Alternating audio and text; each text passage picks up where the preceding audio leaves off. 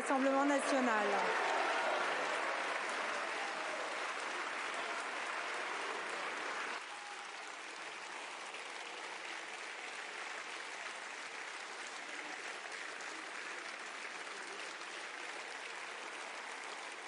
Monsieur le Premier ministre, Madame la Présidente, chers collègues, il est des moments politiques particuliers dans la petite histoire d'une mandature ou dans la plus grande histoire de la vie parlementaire d'un pays. Celui-ci en est un, c'est un moment de vérité. Le moment où les responsables sont contraints d'étaler le résultat désastreux de 5 décennies de gestion dispendieuse. Le spectacle piteux d'un effondrement pour le pays, d'un désastre pour les Français d'aujourd'hui et parce que les conséquences engagent les générations de demain pour la nation. Et c'est dans ces moments de crise, dans ces moments où le roi apparaît nu, que se révèlent dans le naufrage des formations déconsidérées les petites et grandes lâchetés, les opportunismes honteux, les connivences cachées.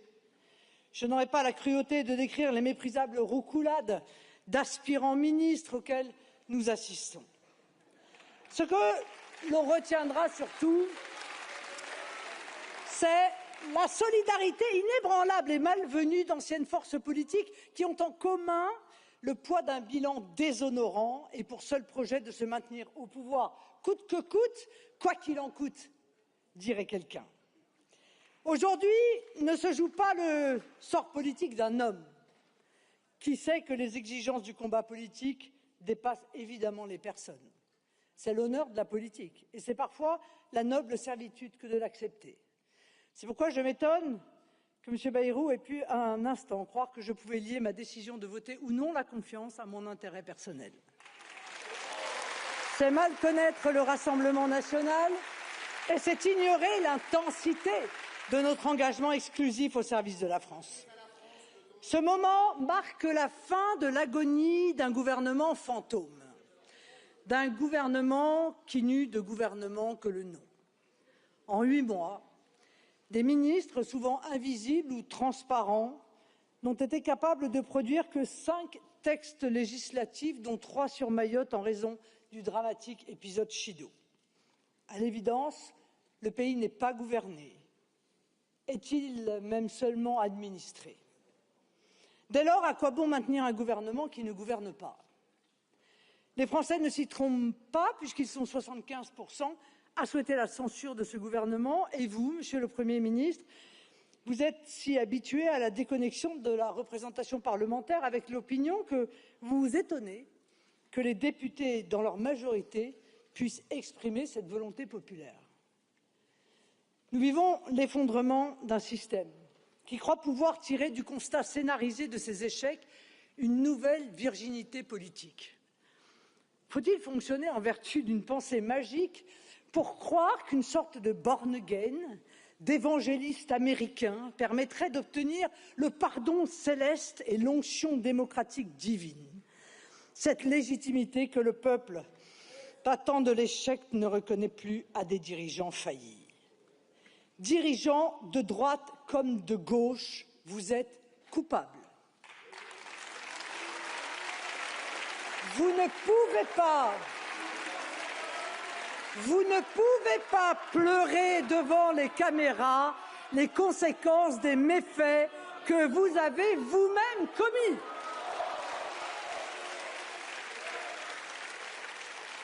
Curieux procédé, en effet, de brandir les dettes dont on est comptable, les déficits dont on est responsable, l'effondrement général dont on est coupable pour chercher à obtenir la confiance du Parlement.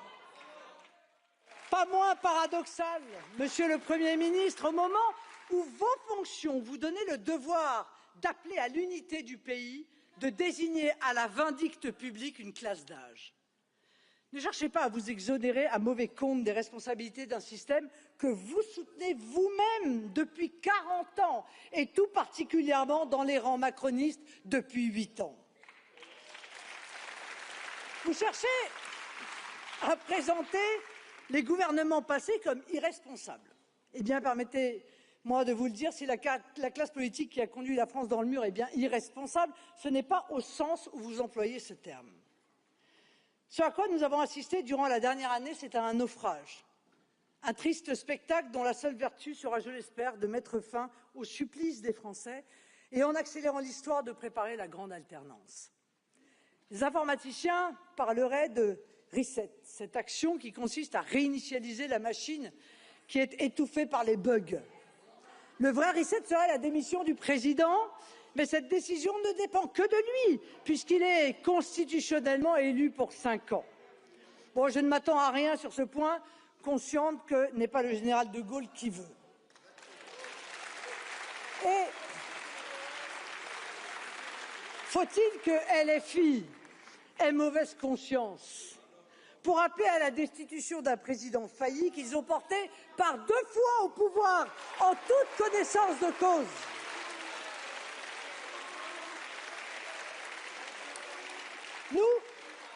Nous respectons les institutions, et notamment l'institution présidentielle, et n'appelons pas à la destitution. Bon, l'hypothèse de la démission étant a priori fermée, le président peut faire le choix de renommer un gouvernement qui, au vu de l'équation politique, ne passera probablement pas la discussion budgétaire. Techniquement, cela nous conduira en décembre et le télescopage avec les élections municipales de mars rendra difficile l'organisation d'un scrutin législatif. Ce choix signerait donc l'enlisement institutionnel du pays. Y a-t-il d'ailleurs simplement, dans le bloc Macrono-LR ou chez les supplétifs socialistes, une seule personnalité ayant suffisamment d'autorité pour gouverner en ces circonstances particulières et ne pas resservir le plat budgétaire avarié préparé par les cuisines de Bercy? Je ne le crois pas.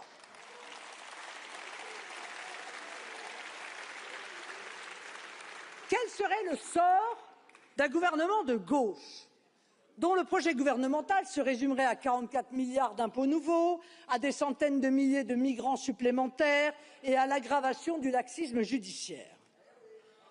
On le voit, les choix pour sortir de la crise, d'une crise parlementaire ou peut-être de régime se restreignent. Une démocratie ne se relève des situations de doute et de confusion qu'en retournant aux sources, en suivant le fil rouge qu'indiquent les institutions et pour notre République la loi fondamentale qu'est notre Constitution. Alors que vous vous enfoncez dans la 4e République, je vous appelle à revenir à la 5e. Son texte nous renvoie à l'article 5 qui octroie au président de la République un pouvoir d'arbitrage et dans ce cadre à l'article 12 qui prévoit la dissolution de l'Assemblée nationale. La dissolution n'est pas un caprice, c'est un levier institutionnel pour sortir des blocages et permettre le fonctionnement démocratique, c'est-à-dire normal et fluide des institutions. J'entends dire ici et là qu'il n'y aura pas de dissolution parce qu'Emmanuel Macron n'y aurait pas intérêt. Mais ni les règles de la démocratie, ni la Constitution ne prévoient que le président de la République agisse par intérêt. Il doit agir par devoir, et en l'occurrence, dans l'intérêt supérieur du pays.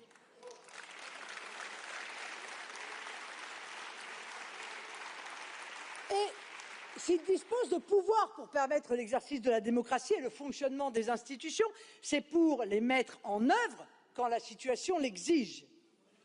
Tout laisse penser juridiquement, politiquement, voire moralement, que la dissolution n'est donc pas pour lui une option, mais une obligation. Or, en dehors de la dissolution mécanique d'après-présidentielle ou de la dissolution ubuesque de 97, le droit de dissolution a trouvé dans l'histoire à s'appliquer dans plusieurs circonstances précises. En 1962, quand le gouvernement n'a pu disposer de majorité stable. En 1968, quand le pays fut soumis à une grave crise sociale et politique.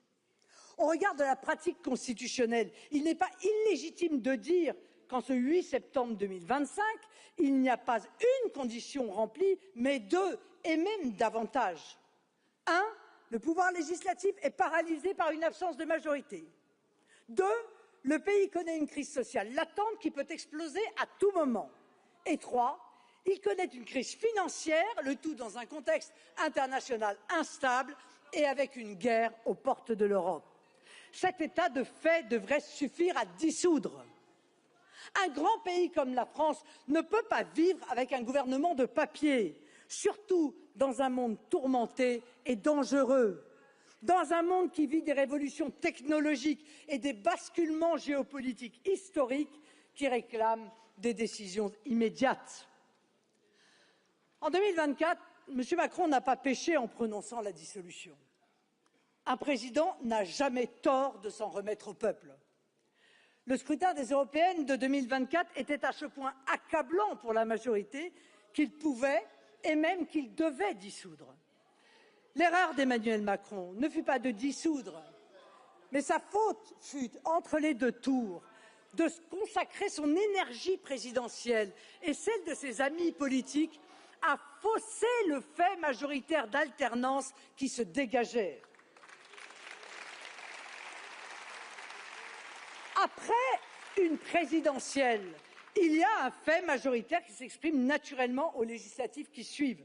Personne n'y trouve rien à redire. Cela s'inscrit dans une logique institutionnelle bien ancrée et permet au pays d'être dirigé et gouverné.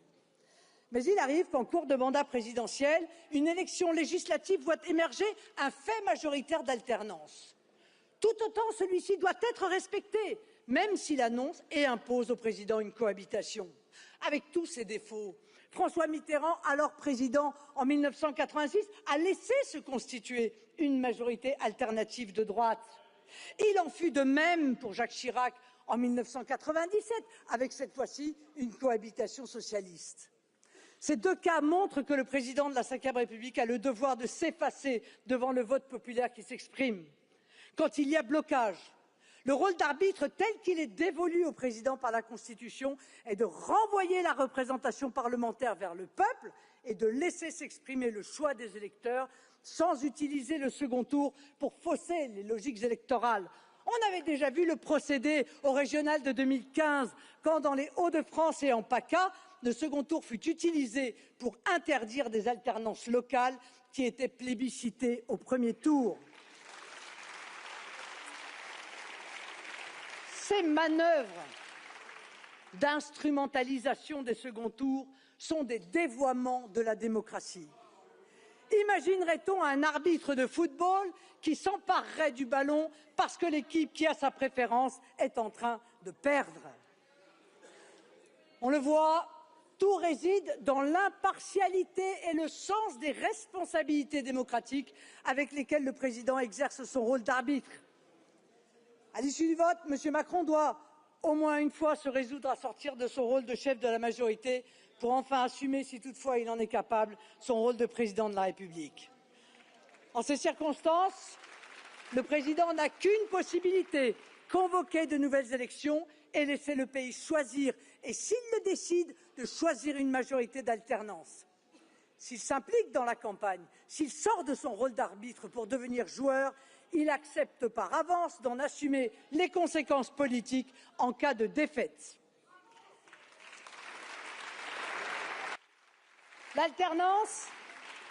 L'alternance n'est pas un gros mot. C'est une respiration normale de la démocratie. L'arbitrage, c'est revenir au peuple souverain.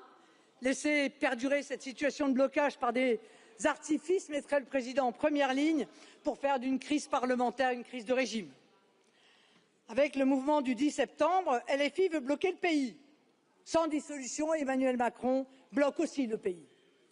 Or, la France n'a pas besoin de blocage, mais au contraire d'un déblocage de la situation, pas d'un enlisement, mais d'un élan. Les forces de blocage macronistes ou LFI sont les seuls responsables de l'enlisement et du désordre. Enfin, la dernière raison pour laquelle Emmanuel Macron doit dissoudre sort de l'esprit des lois. Il y a la loi, le texte de la loi, il y a aussi l'esprit de la loi et l'esprit des institutions. L'esprit des lois et notamment de la loi fondamentale constitutionnelle enjoint de ne rien faire qui puisse contrarier le fonctionnement des institutions. Si l'une d'elles dysfonctionne, c'est tout l'équilibre institutionnel qui vacille. Personne ne comprendrait que le président contribue à sa paralysie. Vous le voyez, chers collègues, je tire mon analyse de la situation de la haute conception que j'ai de nos institutions et du rôle éminent et fédérateur que je crois être celui du président de la République. La crise parlementaire que nous vivons constitue un test sur la conception que le chef de l'État se fait de sa fonction. Son issue témoignera également de la santé de nos institutions. Il n'y a pas besoin de je ne sais quelle 6e République et le crime serait de revenir à la 4e. La 5e fonctionne merveilleusement bien pour peu qu'on respecte sa lettre et retrouve son esprit.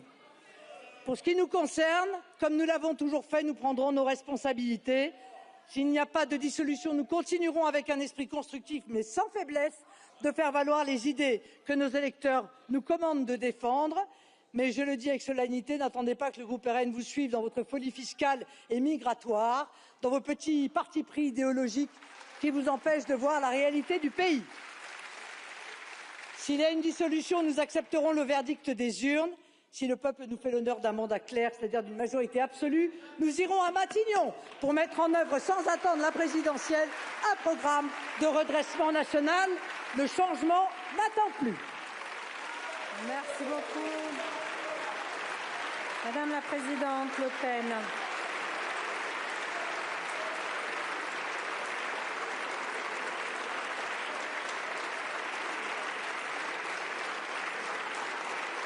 La parole est à présent à Monsieur Gabriel Attal, président du groupe Ensemble pour la République.